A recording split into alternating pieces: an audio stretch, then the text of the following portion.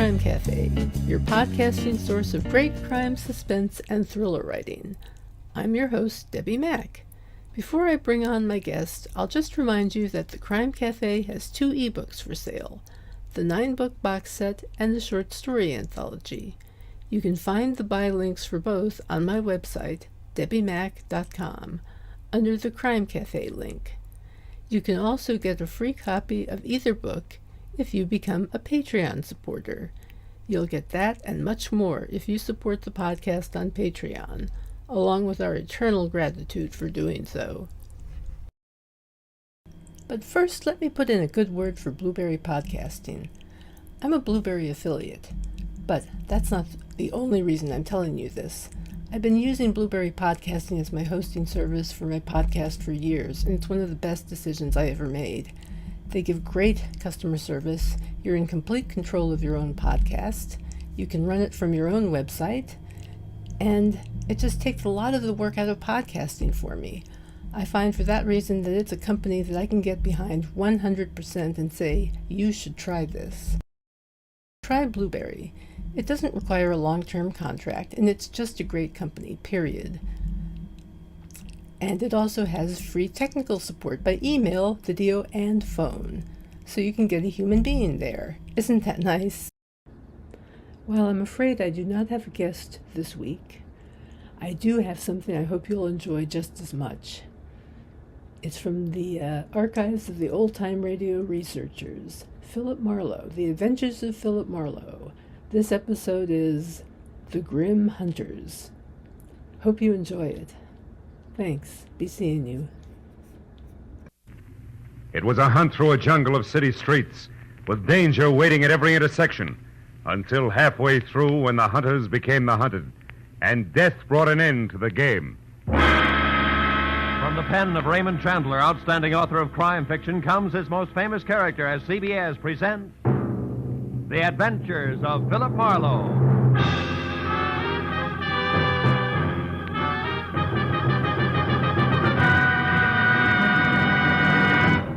Now, with Gerald Moore, starred as Philip Marlowe, we bring you tonight's exciting story, The Grim Hunters.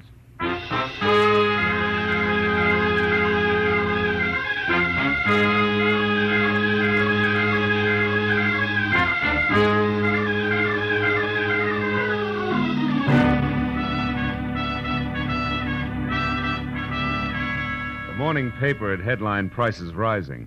My bank statement in the afternoon mail had warned balance falling, and I had wasted the evening on behalf of a client who ran out on me when I tried to collect. All of which added up to the end of the day and me unhappy in my office at 10 p.m., with one hand on my checkbook and the other one raised in almost solemn oath.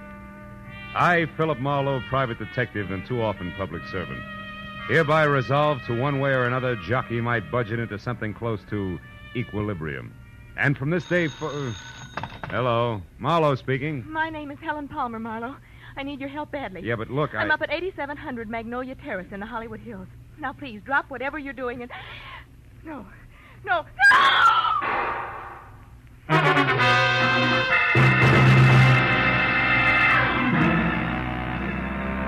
must have let go of the phone, grabbed my hat and coat, opened and closed the office door, piled into my car outside, and raced up into the Hollywood Hills because... the next thing I remember after Helen Palmer's scream was swinging off North Bronson Drive onto Magnolia Terrace. But a minute later, when I scratched to a stop away from number 8700, scrambled out from under the wheel and started on the run for the front door, I was no longer sure of anything. Because the house in question, a stock southern mansion complete with stable boy statue and a gravel driveway, which according to the book should have been as dark and as quiet as the inside of a coffin, was anything else but. And when I got to the oversized bronze door knocker and dropped it hard, I was beginning to doubt that I had the right address. Can I be of some assistance, sir? I don't know. I'm looking for a woman named Helen Palmer who called me at my office. Said she needed help. And a second after that, she... Screamed, huh? Tell me, sir, what is your name and occupation? In that order, Philip Marlowe, private detective. Good for Helen, good for... Happy, aren't you? What's going on here? What is this? Why, it's a party, sir. A scavenger hunt. It looks like Helen Palmer's the winner. Now, wait a minute, laughing boy. I had a call that was interrupted by pistol shots, and I... All just part of the play, sir. Yeah, Helen Palmer had to bring back one one private detective. Yeah, you see, Marlowe, each list, aside from the usual hard-to-find objects, had a human being on it. That's right. I had to bring back a Hoover vacuum cleaner salesman, and believe it or not, he's already sold our good host, Thaddeus Grover, the deluxe model. Yes, sir, he did it that. You see, Mr. Marlowe, Helen Palmer wasn't permitted to actually hire you. That's why she had to pretend to be in trouble. With the net result that I nearly broke my neck getting up here. Mr. Grover, where is Miss Palmer? Well, I don't know for sure, Marlowe. She called just a bit ago and said that she only had to catch on to you and one other item and will be back after that. Which makes her the winner, Mr. Marlowe, because none of us did better than half our list. By the by, you don't happen to have the breech lock of a 57-millimeter anti-tank gun with you. At the moment, no. Nor do I have time for scavenger hunters. Not even when they most cordially invite you in for the finest serving of party-style Southern fried chicken imaginable. Come on, Mr. Marlowe. No, I'm sorry. Come on. Well, Come on. It's delicious chicken. Well, okay, the chicken did it. The inside of Thaddeus Grover's house was also stock Southern mansion from a giant cut glass punch bowl. Belonged to my mother, sir, First Lady of Atlanta, Georgia, sir, to a wide and winding colonial staircase. It left you expecting the descent of Scarlett O'Hara at any moment. There was one strange note in the soft Southern surroundings. Piled 3 feet high in the middle of the room were the crazy quilt results of the evening scavenger hunt, including a wooden cigar store Indian, a pair of Hickok suspenders from the local fire chief, 1 red motorcycle, a stuffed owl, a set of antlers, and more. And behind all that, my counterparts, the bring 'em back alive items from each list. A streetcar conductor in uniform, a waiter bald and under 40, a school teacher red-headed and over 50. But I was the center of attention.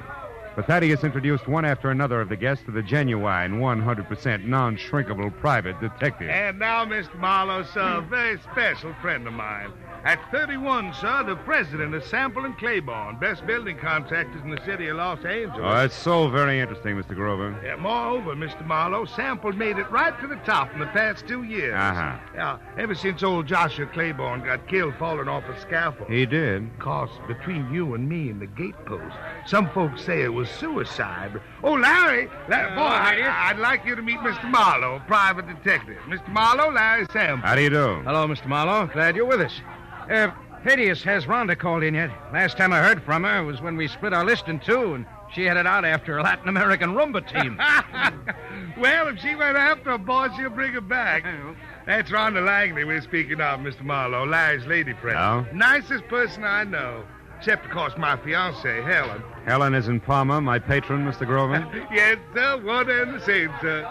Well, we certainly have a lot of fun, even if we don't make much money, eh, Marlowe? Yeah, you certainly... Mr. Grover, did you say money? Most surely did, boy. You know, dollars and cents. Yes. Well, gentlemen, you'll excuse me, please, but I do have to run. Good night, Mr. Sample. And Mr. Grover, sir, it's been a distinct pleasure, sir. I bid you goodbye, sir. Goodbye, sir. You're a card.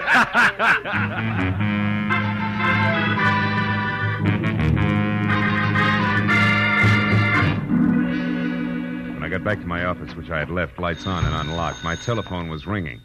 At this late hour, gullible me took faint hope that it could be a client who might still save the day. When I picked up the receiver... Marlowe? I let go of that straw fast. Marlowe. It was Detective Lieutenant Ibarra. Marlowe, do you know a girl named Helen Palmer? Hey, Ibarra, don't tell me there's a pair of somewhat flat feet on the ladies' scavenger hunt list. Very funny, Phil. How do you know her? No, not beyond a panic telephone call that ended in a make-believe scream and a couple of pistol shots. All designed to bring me running to a party at 8700 Magnolia Terrace. Mm-hmm.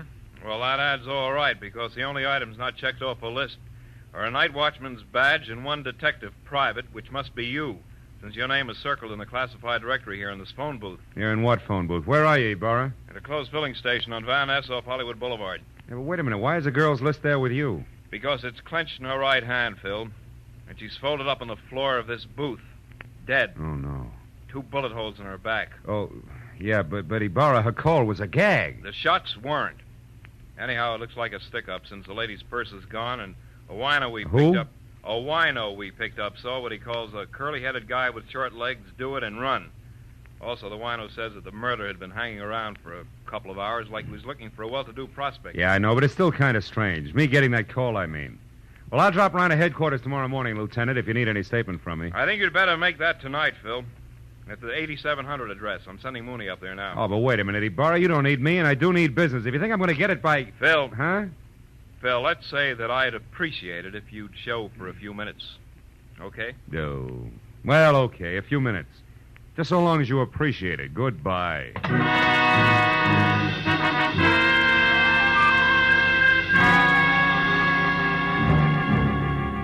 Driving back to Magnolia Terrace, I used Detective Lieutenant Ibarra as an oversized whipping boy for the day's disappointments. So when I finally braked to a stop behind a half-parked squad car, which meant that Police Officer Mooney was already on hand, I was about back to normal. But then in the next quick moment, I forgot all about Ibarra because in the shadows ahead, sneaking away from a side entrance to number 8700, and looking as guilty as Lucretia Borgia leaving a corner pharmacy, was a young lady, brunette and beautiful. She hurried directly to a gray Nash parked in the rear and, without looking back, climbed in and took off. Following her had to be more fun than conversation with Mooney.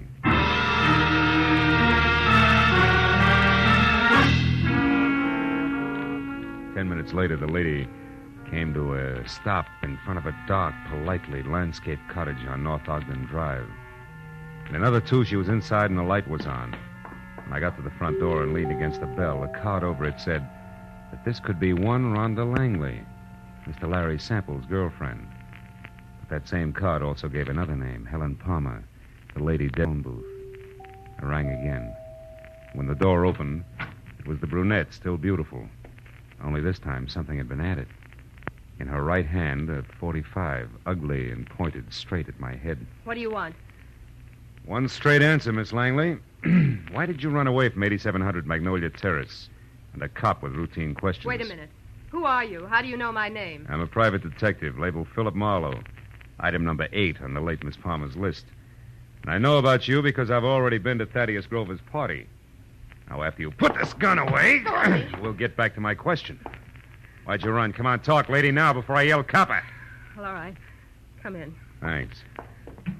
Mr. Marlowe, I don't think Helen Palmer's murder was any run-of-the-mill robbery. You don't think what? I stayed just long enough to hear the policeman say Helen had been killed. Oh. When I got to your welcome mat, I was greeted with a .45. Talk some more, Miss Langley. Real plain Well, all like, right, huh? give me half a chance, will you? I didn't say anything to the police about this because I don't want to do any damage before I'm sure about a few things. Like what? Like the kind of a mess that Helen was in. Mr. Marlowe, I need help. I've got to know some facts. Please, will you work for me? I'll pay you anything. Well, at this point, let's call anything 25 a day in expenses, huh? What about Helen and the mess you spoke of? How much do you know? Very little. Only that I think Helen was blackmailing somebody. Somebody who was at the party tonight. Like Grover, your boyfriend, Larry Sample? I don't know. Oh, you've got to believe me, Mr. Marlowe. Well, all right. For the time being, I will.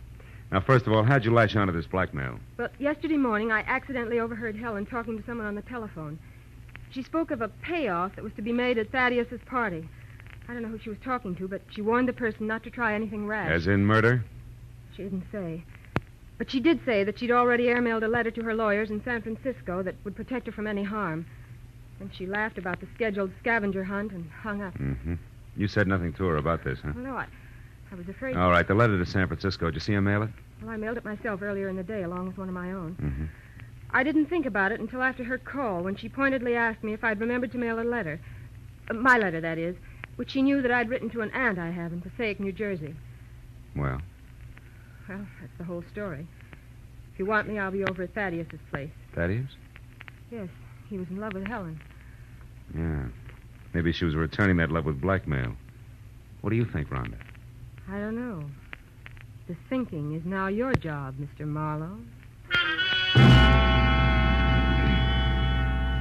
When I left Rhonda Langley and started back to my car as a bona fide private detective with client, I wasn't sure whether or not I was happy about the whole thing.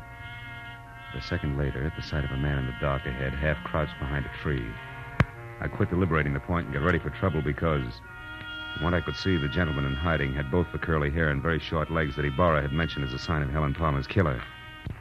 I kept walking straight until I was abreast the tree, then I pivoted sharply, took one step toward him, and swung! Come on, brother. Why, you dirty... We haven't got the time. Hey, believe me. Enough, fella. Enough. Will you leave me alone? Sure. Sure I will. After you start talking. Now, get up. Okay. Okay, don't hit me again. I'll talk. I'll tell you everything.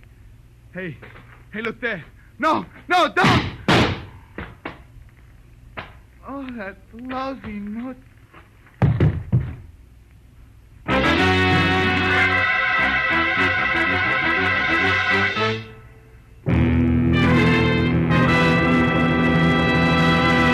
In just a moment, we will return to the second act of The Adventures of Philip Marlowe. But first... Can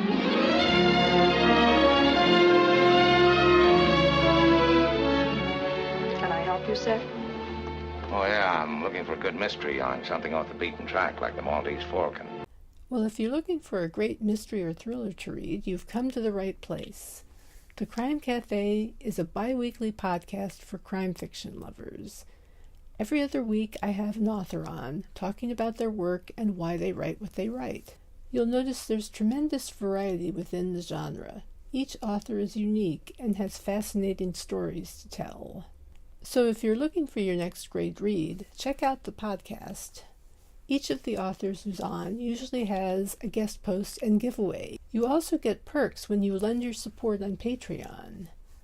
The perks for Patreon supporters include a shout-out on Twitter, a shout-out on the podcast, early access to all the audio episodes, as well as weekly updates from me on my own work in progress, including novels, and various other perks. Read up on me on Patreon. Read about me and about the podcast, my plans for it, and other aspects, and check the tiers. Thank you for listening, and I hope you'll consider supporting the podcast. Thanks again.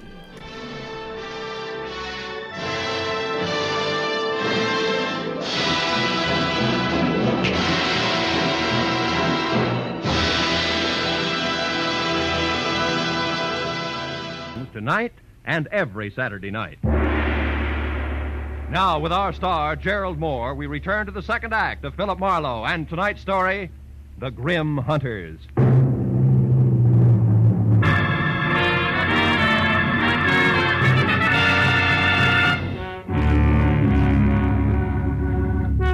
When the shots crashed out of the darkness, the life ran out of the little man like air from a kid's balloon. I couldn't figure exactly where the shots had come from, and I stopped trying when a pair of spiked heels clicked fast across the concrete driveway between me and the house. Then a motor started, and a second later, a car roared by with Rhonda Langley at the wheel. I yelled at her to stop as she went by, and ran out in the street after her and yelled again at the retreating car. But she ignored me. And when another car came around the curve behind me, I tried to flag it down, but the driver didn't even slow up. So I just stood there while the two cars twisted out of sight down the winding street, leaving nothing but silence and a lot of unanswered questions hanging in midair. I walked back to the corpse, went over it carefully. But there was no identification, nothing but a gun to indicate how he fitted into the screwy mosaic of murder, scavenging, and blackmail. I went inside to call Ibarra, and 5 minutes of tracers, relays, and busy signals went by before I finally got through to him with my news about Helen Palmer's killer. What? Where are you, Marlowe? In a house on Ogden Drive, 4310 North. Was shared by Helen Palmer and my new client, Rhonda Langley. Uh-huh. Did she kill my suspect, Marlowe? Could be. She left here in a big hurry. Another thing, Ibarra, there's more behind this business than robbery. Like what? Like blackmail. Maybe so. We just found the Palmer's girl handbag in a trash can. Nothing left but a lipstick and 2 letters. Incidentally, one is addressed to your client, Rhonda Langley. That figures. They shared the house, so Helen happened to pick up the day's mail. What's the other letter? It was one returned for insufficient postage. They forgot that airmail is 6 cents these days. Return. Wait a minute. Is that letter addressed to a law firm in San Francisco? No, it's addressed to Sophie Kilberty. Sophie Kill who? Kilberty of Passaic, New Jersey. Why? Well, Ibarra, listen. Helen was blackmailing somebody, and she covered herself by mailing a letter to her lawyers in San Francisco. Mm-hmm. If that letter was returned for insufficient postage and the blackmail victim knew it, he'd have no qualms about killing her, right? Sure, but the letters were in Helen's purse. Oh. Don't you think she'd have known her protection was gone? Phil, I'm going to put out a pickup call on your client. And you get on down here so we can go over this mess one step at a time. Where's here? Still at the gas station on Van Ness off Hollywood Boulevard. Okay, Ibarra. How long are you going to be there? Just until Thaddeus Grover shows up to identify the body and give me some answers personally about that scavenger hunt he threw tonight. What about this curly-headed corpse I've got here? Have you gone over him? Yeah. Nothing but a gun, some small bills on him. Then he'll keep. I'll expect you in a few minutes. Okay. So long, Ibarra. When I put down the phone, I was convinced that a big switch was due any minute because Finding those letters in Helen Palmer's purse made a lot of sense in one direction and not a bit in another. I could have made more heads and tails by flipping a ball bearing than I got out of the facts Ibarra had given me. Just then, the shadow of a man slid up the walk. I heard a pair of feet mount the stairs, 2 at a time. It was the Wonder Boy executive I'd met at the party. Better hold it right there, Sample. What? Marlowe. Why the gun? So the same thing won't happen to me that happened to the dead little guy outside? Another murder? Marlowe, where's Rhonda? Is she all right? She left here as fast as an 8-cylinder motor wide open could move just after it happened. Then it was Rhonda I saw. On my way over here, a speeding car almost crowded me off the road. It looked like Rhonda's, but I wasn't sure. And Marlowe, she was being chased by another car, a fast one. Chased, are you sure? Yes. The first car missed me by inches when it swung around a curve. I don't know yet how she made it. Then a second car came along and passed the curve, but it stopped, backed up, and then took the same road Rhonda had taken. You think she got away? I don't know. Well, come on outside, Sample. I want you to take a look at this. By the way, how long have you known Rhonda? About a year. Mm-hmm. She's a brilliant girl, Marlowe. Came out from the East, and I gave her a job as my secretary. She's more than that now, huh? I'm in love with her, if that's what you mean. Yeah. Oh, here it is. Well, Marlowe, I know this man. That's Nate Murdoch. He used to be a foreman with our firm. He left and went back to Atlanta right after Claiborne's death. Atlanta? Isn't your host Thaddeus Grover from Atlanta? Yes, he is. Oh, brother. When did you see Grover last? Well, the police asked him to go and identify Helen's body. He left the party while the officer was still questioning the rest of us. Yeah, and on the way, he could have taken time off to drop by here, kill Murdoch, and make a try for Rhonda, too. Come on, let's get to the phone. But why, Marlowe? Good heavens, Grover's our friend. He and Helen were engaged to be married. All right, so it doesn't make sense. But his fiancée and his short friend from Atlanta are both dead. And Rhonda's burning the tires off a car to keep out of reach. Those are the facts. It'll make sense later. I'll call Grover's place and hurry up. Yes. That's where she intended to go when she left here, to console him, no less. Scavenger hunt my Aunt Minnie. Hello? Hello, is Mr. Grover there? No? Well, has Miss Langley arrived yet? Oh, it's the maid, Marlowe. Mm-hmm. Rhonda had... What's that? She's coming up the walk now? Hold the line a minute, please. She just got there, Marlowe. What'll I tell her? Tell her to leave again. Tell her... No. Where do you live? 4406 Ardmore. All right. Tell her I said for her to wait outside in the back of the house until you can get over there to pick her up. Take her to your place, and I'll pin Grover down. Right. Where are you going now? See Lieutenant Ibarra, and I can get there faster than I can call him on the phone. Good luck, Sample.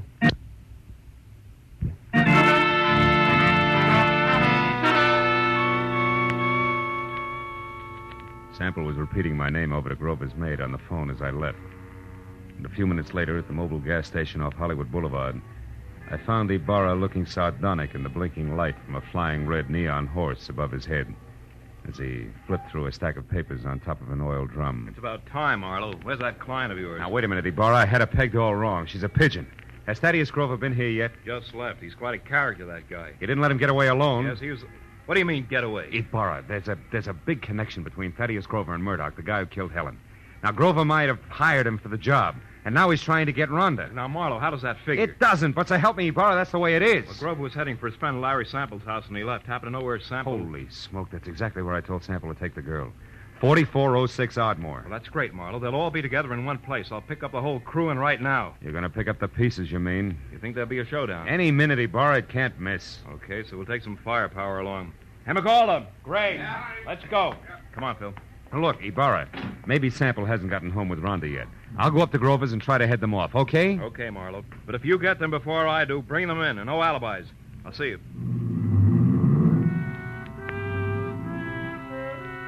Ibarra was grim as he climbed in his car and drove off fast. I headed for my car. Then, as I turned, my arm swept the scavenger list Ibarra had left on the oil drum off onto the ground. When I picked them up, Rhonda Langley's name was on top. Her list was as goony as the others, but near the bottom was an item strangely familiar to me, which hadn't been checked off. It was a canceled ticket from Woodhaven Ballroom. All at once, I realized why it was familiar. The sign I'd been half conscious of on top of the big squat building across the street read, Woodhaven Ballroom, closed tonight. On a hunch, I dug for Helen Palmer's list. Yeah, Ibarra was right. Everything but a night watchman's badge and one detective private had been checked off. And that gave me half of the switch I knew I had to show up. I ran ran to my car and headed for that southern mansion in the Hollywood Hills. The end of a very complicated frolic. And with every turn of the road, I gave myself another whack for being such a nearsighted sucker. When I got there, the big house on Magnolia Terrace was dark, except for a light in the servants' quarters. I stepped down the block, walked back, and edged around to the patio where the garage, the hothouse, and the king-size barbecue loomed only as shapeless lumps of shadow. I stood still and watched. Then I saw him move, walking slowly, gun in hand along the fence toward the hothouse. I started toward him quietly, just as he found out what he was looking for. Oh, you're clever, my dear. But it's all over now. I know you're in there, so come on out with your hands up. Oh, no. You're hanging yourself for murder right now, Larry Sample. I've got all the proof I need. I don't know what good it'll do you, Rhonda. I'll never pay you a cent for it, you blackmailing tramp. I'll kill you first. And that protection letter you wrote to your lawyers was returned, darling. I found it accidentally in Helen's purse tonight at the party. So no one will know. Now, come on out, or I'm going in after you. I wouldn't try that if I were you, Sample. Marlowe's due here any minute now. He called me and told me. That was I, dear. You? I used his name when I talked to the maid. Oh, I should have done this myself in the first place instead of trusting that stupid Murdoch. Are you going to come out of there? No, and I've got a gun. You can't see me, and I know it. But your white dress makes a perfect target, you little fool. Drop it, Sample. Oh. Now let's have that gun. Marlowe, I'm so glad you got here. No, he's not dead. Oh. And he won't be from bullets. Give me your gun, too, huh? Come on. All right. I was too scared to use it anyway. Thanks. Now sit down and shut up. We're going to wait for Lieutenant Ibarra, then you're both going to the pokey. What? But... Listen, you, I don't go for blackmailers, male or female. Even the cute ones are ugly, lady. Very ugly. No, Phil, wait. You've got to understand something. 2 years ago, Larry Sample killed his partner, Joshua Claiborne. I knew it, but I couldn't prove it. So I pretended I could and blackmailed him. Don't you see, if he paid off or tried to kill me, that would be proof of his guilt. And he did, Marlowe. Mm-hmm. Why should you pull a stunt like that? I'm a divorcee, Marlowe. Langley is only my married name. Okay, so what? My maiden name was Claiborne. Claiborne? I'm Josh Claiborne's daughter. Oh. And I can prove that. Is that reason enough? Well, why didn't you level with me instead of labeling Helen a blackmailer? Helen was already dead, and I needed your help desperately. I thought I had to lie to get it. Okay? Yeah. Okay, baby.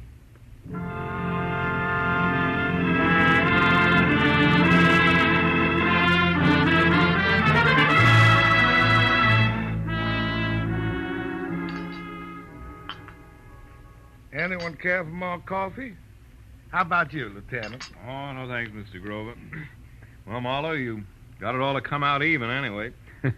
Frankly, that's more than I expected, and I left you at that gas station. Yeah, we were lucky, Ibarra. I guess I owe you an apology, Mr. Grover. Oh, shucks, that's all right, son. It was a shock to me to be accused of poor Helen's murder, but, well, it's over now. Yeah. You said it was the scavenger list that set you straight. How'd you figure that, boy? Well, there was a Woodhaven ballroom ticket on Rhonda's list, so she had to go there for the ticket, you see. Uh-huh. Now, Sample knew that. And he told his killer, Murdoch, who incidentally he hired to murder Claiborne 2 years ago, that the girl who went to the Woodhaven ballroom was his target. Uh-huh.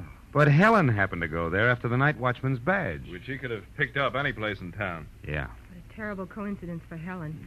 But that was all that saved my life, really. That's right, honey. Murdoch made the mistake, and when he and Sample discovered it, they made another try at Rhonda's house.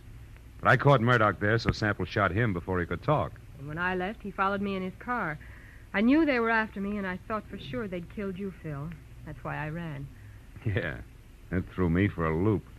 Then Sample came back to make sure that Murdoch was dead and sold me a great big bill of goods at the same time. Ah, it's a terrible, terrible thing. Yes, Mr. Grover, it is. Lieutenant, I want to thank you personally for your participation. Thank you very much. Well, I've got everything I need, so I'll say good night. Yeah, me too. Oh, Phil, Yeah? shall I mail you a check? Why, yes, I think... No, wait a minute. Yes? You know, honey, with your knowledge of postal rates, why don't you just deliver it in person, maybe? Huh? Love to. Count on it, Mr. Marlowe. Good night.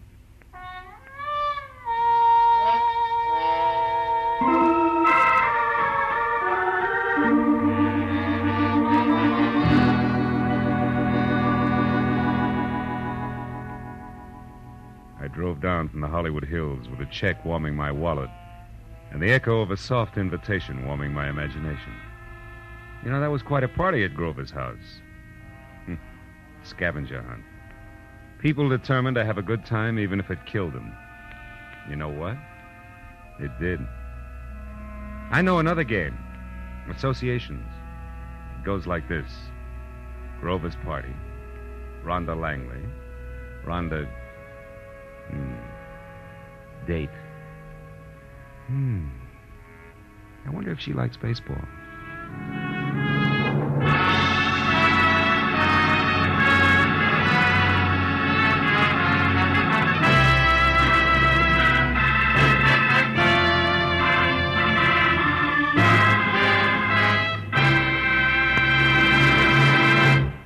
The Adventures of Philip Marlowe, created by Raymond Chandler, star Gerald Moore, and are produced and directed by Norman McDonald.